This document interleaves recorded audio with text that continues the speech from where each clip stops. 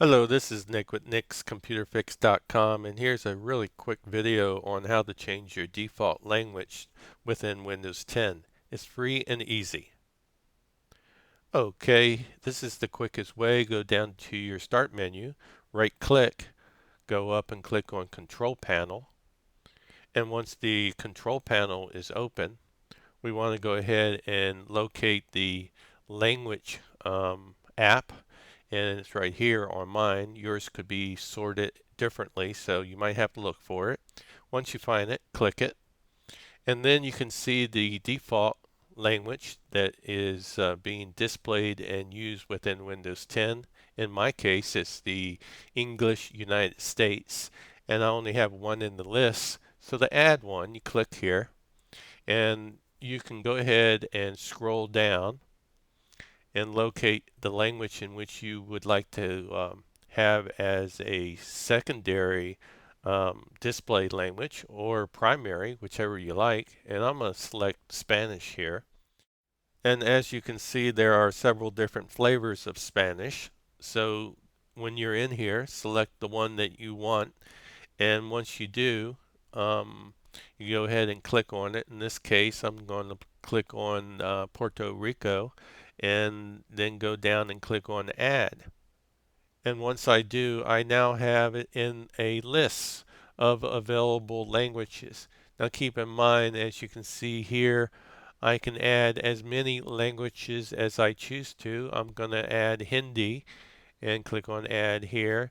And now I have three available that I can choose from. Now, the one up top is the primary that is being displayed. And if I wanted to have Spanish, for instance, to be displayed within Windows and use it as the primary language, I go ahead and click on it and then go up and click on Move Up. And now that's on top of the list. Now, we can go ahead and move over to the right hand side of Spanish and click on options. But before we do that, I just wanted to point out that it says available for download. So it's not installed yet. So you click on options here, and as you can see, we can go ahead and click and download this pack right now. Now keep in mind that the speed of your download depends on the performance and speed of your computer as well as your internet. And also keep in mind here that the download is going to be most of the time quicker than the installation. So give this anywhere from 15 to 30 minutes to actually complete its download and the installation of a new language for your computer. So you might want to go ahead and sit back and enjoy a nice cup of coffee before you get this message, installation complete. And once you do, click on close. Now you get this message, which basically says Spanish will be enabled on the next sign-on. So once you do receive this, go ahead up here and we can close this out now. And then go ahead and sign out of Windows and sign back on. I have a personal take on anything that's makes a major change within Windows 10. I like to do a restart. That's just my personal take, but a sign out does work, so keep that in mind. All right, we'll be right back after the computer has restarted.